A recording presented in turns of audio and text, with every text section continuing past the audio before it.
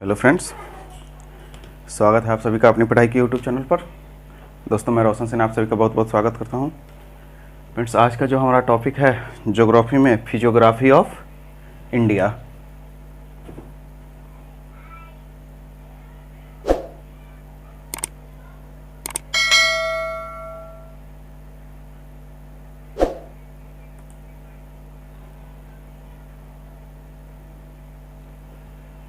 शुरू करते हैं फिजियोग्राफी ऑफ इंडिया। बात करें अगर इसके विवर्तनिक इतिहास की, भारत के विवर्तनिक इतिहास के लेकर के, तो विवर्तनिक इतिहास और स्तरित शैल विज्ञान के आधार पर भारत के जो भी फिजियोग्राफी है, भौतिक स्वरूप है, उसे हम जनरली भू आकृति जो है इसकी, उसे हम जनरली 4 भागों में डिवाइड कर सकते हैं, जिसमें भारत का उच्च प्रायद्वीपीय प्रदेश, दूसरा हिमालय पर्वतमाला, तीसरा सिंधु गंगा और ब्रह्मपुत्र का मैदान, और चौथा तटीय मैदान एवं द्वीप समूह। कुछ जगहों पर जो है इन सबको थोड़ा अलग अलग तरीके से भी डिस्क्राइब कर दिया जाता है, जैसे भारत का उच्च प्रायद्वीपीय भाग, इसको 2 भागों में, और तटीय मैदान को अलग, द्वीप समूह को अलग, इस तरीके से भी करते हैं। लेकिन जनरली अगर हम बात करें तो इन 4 भागों में हम डिवाइड कर सकते हैं इसे। तो हम देखते हैं आज पहला, भारत का उच्च प्रायद्वीपीय प्रदेश। प्रायद्वीपीय भारत की अगर हम बात करें तो प्रायद्वीपीय भारत के चट्टानों की उत्पत्ति तकरीबन 3600 मिलियन 3600 मिलियन ईयर्स एगो, ठीक है, यानी 3600 मिलियन वर्ष से भी काफ़ी पुराना है।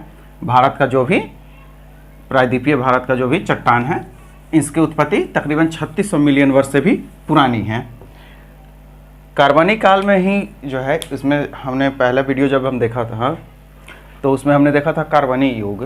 तो कार्बनी युग जब आता है यानी कार्बनीफेरस, तो उसी समय भारत में जो है उत्तम क्वालिटी के जो भी कोयले हैं वो कार्बनी युग में ही बने हैं, यानी कार्बनीकरण जब हुआ था तब। तो यानी जनरली उस समय के जो कोयले हैं दामोदर, सोन और महानदी के और गोदावरी के जो घाटी में है, उसमें कोयले काफ़ी ज़्यादा हैं, जो कार्बनीफेरस काल में यानी कि कार्बनिक काल के बने हुए हैं।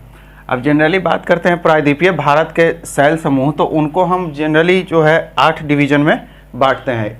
ये जो हमारा पहला सेकंड वीडियो जब आया था उसका मैं लिंक डाल दूंगा डिस्क्रिप्शन में, आप उसे देखेंगे तो उससे पता चल जाएगा।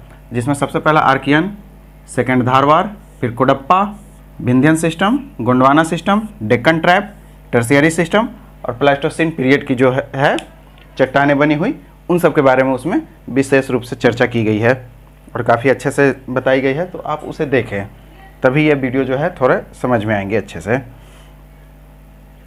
इसके बाद हम देखते हैं,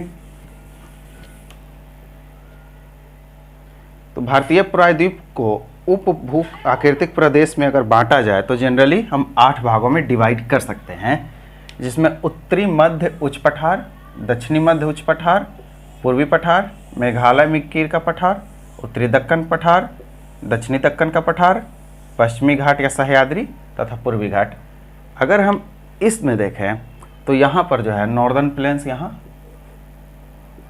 वेस्टर्न हिमालय, सेंट्रल हिमालय हम देख रहे हैं, तो यहाँ नॉर्दर्न प्लेन्स, उसके बाद यहाँ पर पश्चिमी घाट, वेस्टर्न प्लेन्स, नॉर्थ सेंट्रल, ठीक है, वो यानी उत्तरी मध्य, साउथ सेंट्रल यानी दक्षिणी मध्य उच्च भूमि, उसके बाद पूर्वी पठार हम इधर देखेंगे ईस्टर्न, ठीक है, पूर्वी पठार को लेकर के, फिर मेघालय तथा मिकीर, इधर मेघालय और मिकीर, उसके बाद फिर हम देखेंगे उत्तरी दक्कन का पठार, तो डेक्कन में जो है नॉर्थ डेक्कन, यहाँ साउथ डेक्कन, ठीक है, पश्चिमी घाट, वेस्ट, और इधर पूर्वी घाट जो इधर है।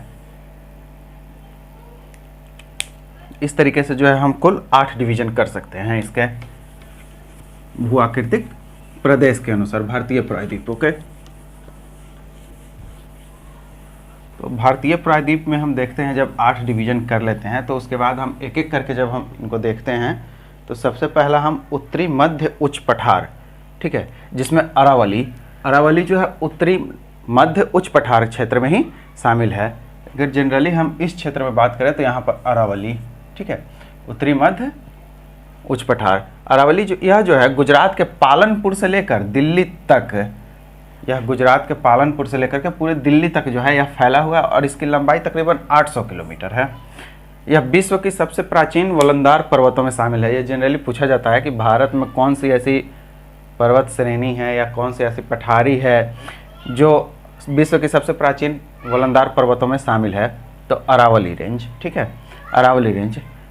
उसके बाद इसका सबसे ऊंचा शिखर जो है वह है गुरु शिखर, 1722 मीटर जो है इसकी हाइट है। गुरु शिखर की हाइट कितनी है टोटल? 1722, जो गुरु शिखर यहाँ पर है। गुरु शिखर की हाइट है 1722 मीटर।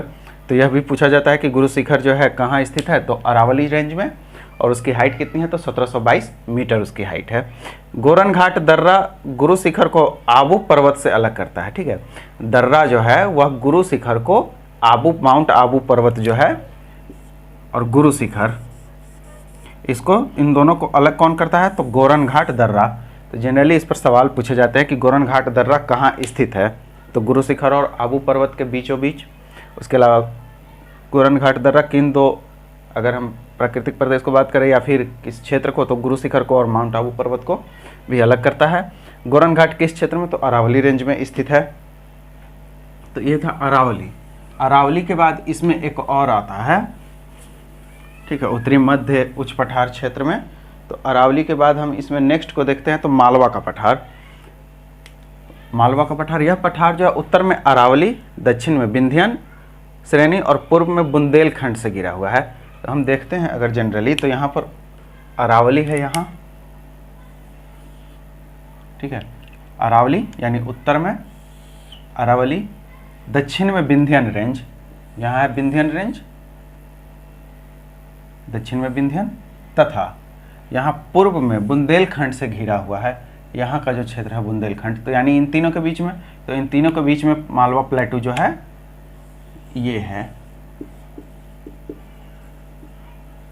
मालवा का पठार।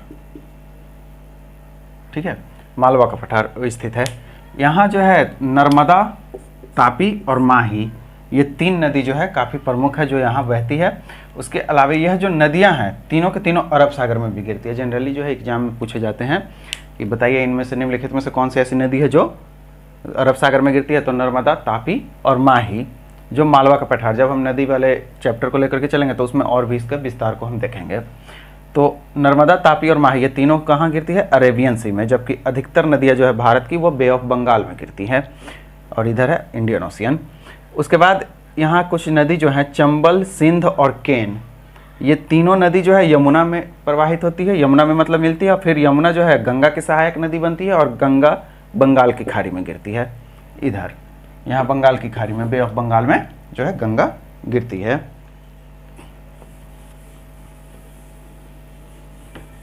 नेक्स्ट हम बात करें इसमें,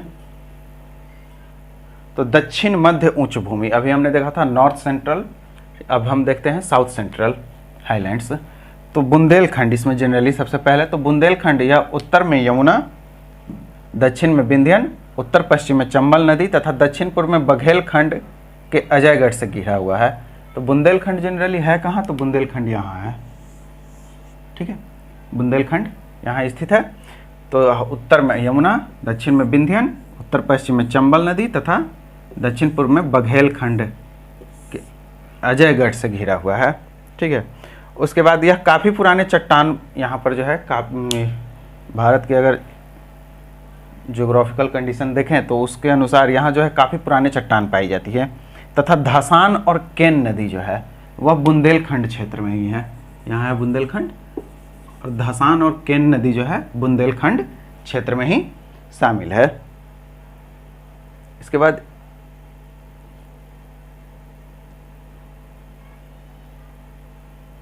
विंध्याचल तथा बघेलखंड का पठार। तो विंध्याचल तथा बघेलखंड का हम पठार अगर देखते हैं तो इसमें हम देखते हैं क्या मध्य प्रदेश का सतना एवं रीवा तथा उत्तर प्रदेश का मिर्जापुर जिला का कुछ भाग जो है इसमें स्थित है।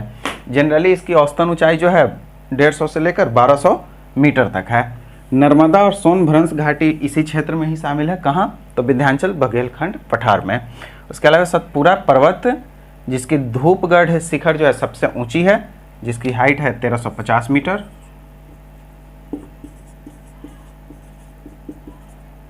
और दूसरी सबसे ऊंची हाइट यहाँ है अमरकंटक 1064 मीटर। सबसे ज़्यादा हाइट धूपगढ़ और सेकंड अमरकंटक, यह सतपुरा श्रेणी में स्थित है। ठीक है, विंध्याचल बघेलखंड पठार जो है, विंध्याचल बघेलखंड पठार जो हम है यहाँ पर, ठीक है, बुंदेलखंड और इसके बगल में विंध्याचल बघेलखंड पठार।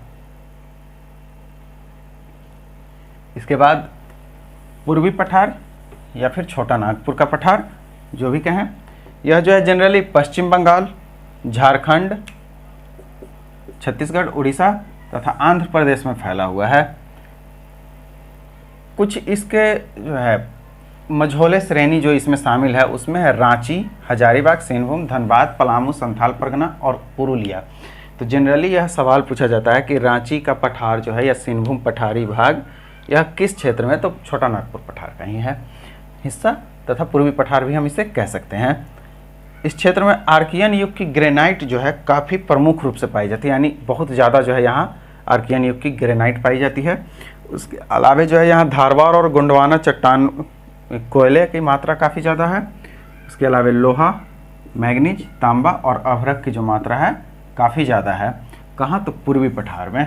ठीक है, ईस्टर्न क्षेत्र में बात करें तो ईस्टर्न क्षेत्र में काफ़ी ज़्यादा है। उसके बाद जो है सबसे अधिक ऊंचाई मध्य पश्चिमी भाग में तकरीबन 1100 मीटर है इसकी, जबकि कुछ नदी जो है यहाँ प्रमुख रूप से बराकर, दामोदर, स्वर्णरेखा और कोयल नदी यह जो है यहाँ प्रमुख रूप से पाई जाती है। तो छोटा नागपुर का पठार जो है यहाँ छोटा नागपुर प्लेट्यू, ठीक है, प्रमुख नदी बराकर, दामोदर, उसके अलावा स्वर्णरेखा और कोयल नदी यहाँ की प्रमुख नदी हैं। मेघालय तथा मिकिर की पठार, तो मेघालय और मिकिर की जो पठारी है उसे जब हम देखें तो यहाँ पर जो प्रमुख है गारो, खासी, जयंतिया, ये तीनों जनजाति भी है। और इसमें जो है मेघालय के पठार या मिकिर की पठारी क्षेत्र जो भी कहें तो यहाँ जो है गारो, खासी, जयंतिया पहाड़ी भी इसमें शामिल है। उसके अलावा इस यहाँ की सबसे ऊंची शिखर जो है वो है शिलांग 1823 मीटर तथा गारो पहाड़ी क्षेत्र की जो सबसे ऊंची शिखर है वो है नोकरेक 1515 मीटर जिसकी हाइट है। मेघालय मिकिर पठार में सबसे ऊंची शिखर शिलांग, जबकि गारो पहाड़ी क्षेत्र में जो है सबसे ऊंची शिखर नोकरेक 1515। तो मेघालय और मिकिर है कहाँ, तो मेघालय तथा मिकिर का पठार जो है यहाँ पर स्थित है एकदम, मेघालय तथा मिकिर का पठार। उसके बाद उत्तरी दक्कन का पठार, यानी दक्कन जब हम देख रहे थे तो दक्कन में हमने दो देखा था, साउथ और नॉर्थ। तो उत्तरी दक्कन कोंकण तथा सह्याद्री को छोड़कर पूरा का पूरा महाराष्ट्र इसमें शामिल है।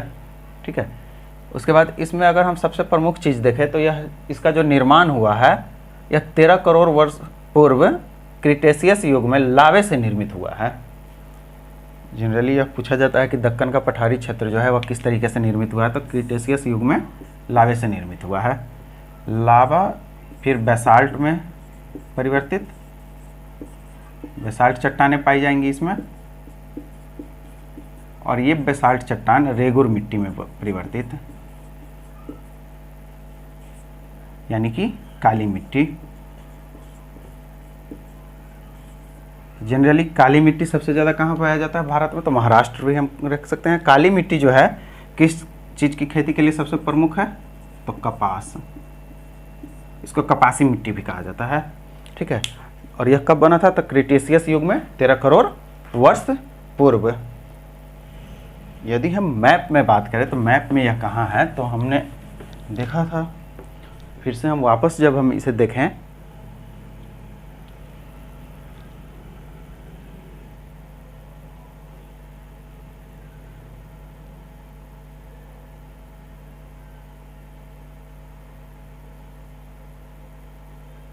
यहाँ नॉर्थ डेक्कन और ये रहा साउथ डेक्कन। ठीक है, अब दक्षिणी दक्कन का हम देखते हैं। तो दक्षिणी दक्कन का पठार जो है यहाँ पर जो है भारत इस तरीके से, यहाँ नॉर्थ डेक्कन, साउथ। अब हम यहाँ देखें दक्षिण दक्कन का पठार, तो जनरली इसे जो हम बांटते हैं तो पहले कर्नाटक का पठार। कर्नाटक का पठार जो है दक्षिण पश्चिम में कर्नाटक से लेकर केरल के कोझिकोड तथा कन्नूर डिस्ट्रिक्ट तक स्थित है। यहाँ जो है आर्कियन तथा धारवाड़ युग की जो चट्टानें हैं वो काफ़ी ज़्यादा पाई जाती हैं। ठीक है, उसके बाद जो है पठार की यहाँ की औसत ऊंचाई जो है तकरीबन 600 से 900 मीटर ही है।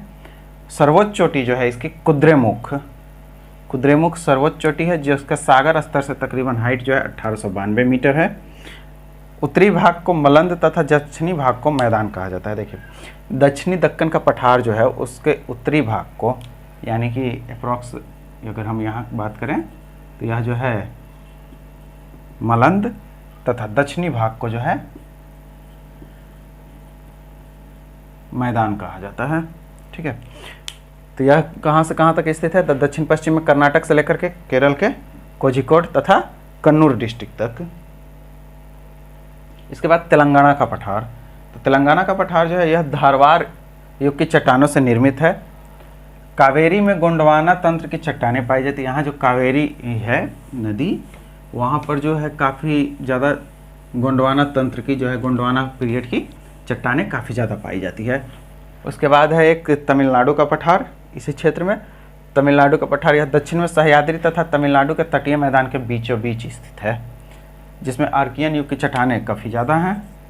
और पल्लक्कड़ गैप, एक गैप है जिसको पालघाट या पल्लक्कड़ को पालघाट नया इसका नाम है, जो कोयम्बटूर और अन्नामलाई के मध्य स्थित है। इधर मान लीजिए कोयम्बटूर और इधर अन्नामलाई, और यहाँ बीच में पालघाट या पल्लक्कड़ गैप।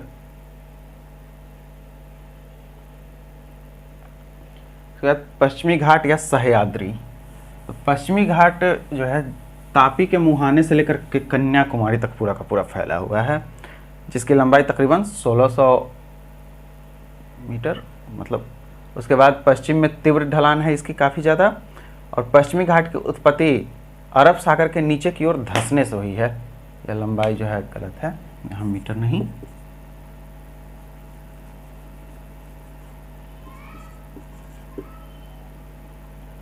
पश्चिमी घाट की उत्पत्ति अरब सागर के नीचे की ओर धंसने से। देखिए यहाँ पर भारत जो है, हम भारत का जनरली अगर क्षेत्र देखें, ज्योग्राफिकल हिस्ट्री है जब हम इसके देखते हैं, तो ये जो है क्षेत्र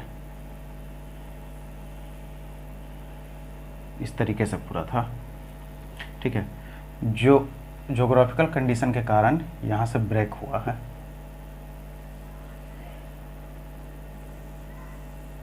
और ये टूट करके अरेबियन सी में, मतलब इस तरीके से जो है ऐसे झुक गया।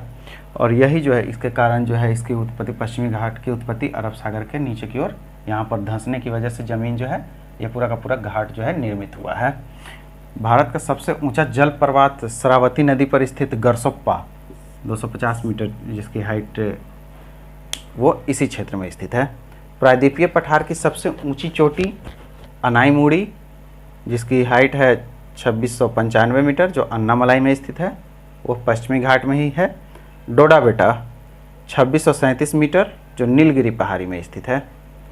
नीलगिरी यहाँ पर, डोडा बेटा यहाँ। ठीक है, तो यह जो है डोडा बेटा नीलगिरी 2637 मीटर इसकी हाइट है।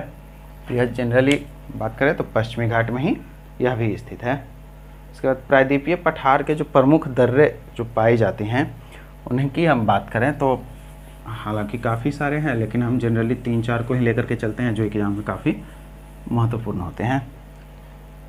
तो सबसे पहला थालघाट, जो मुंबई और नासिक के बीच है। भोरघाट मुंबई व पुणे के बीच में है, जो मुंबई व पुणे को जोड़ता है, जो कर्जत और खांडला के मध्य स्थित है। पालघाट कोल्लम व मदुरै को जोड़ता है, जो नीलगिरी और अन्नामलाई के बीच में। जबकि सेंकोटा तिरुवनंतपुरम और मदुरै के बीच में स्थित है। इसके बाद पूर्वी घाट। तो पूर्वी घाट यह जो है दक्कन का पठार की पूर्वी सीमा का निर्धारण करता है। यह दक्कन की जो क्षेत्र है उसकी सबसे पूर्वी सीमा का भी निर्धारण पूर्वी घाट की ही वजह से होता है। और इसकी औसत ऊंचाई जो है लगभग 600 मीटर, महानदी तथा गोदावरी के बीच जो है 1100 मीटर इसकी हाइट है। यहाँ की प्रमुख जो शिखर है अरोयाकोंडा जो 1680 मीटर है, जो आंध्र प्रदेश में स्थित है, जबकि देवड़ी मुंडा 1598 मीटर जो उड़ीसा में स्थित है। यहाँ पर इस क्षेत्र में ईस्टर्न घाट। तो ये जो था हमारा फिजियोग्राफी ऑफ इंडिया यानी भारत की भू आकृति। इसके बाद जो है इसका हम देखा था, तो सबसे पहला टॉपिक भारत का उच्च प्रायद्वीपीय प्रदेश, इसे हमने आज कवर अप किया है। नेक्स्ट जब हम वीडियो लेकर के चलेंगे तो उसमें हम हिमालय की पर्वतमाला को लेकर के चलेंगे, और फिर एक वीडियो में हम सिंधु गंगा ब्रह्मपुत्र का मैदान और तटीय मैदान एवं द्वीप समूह को लेकर के चलेंगे।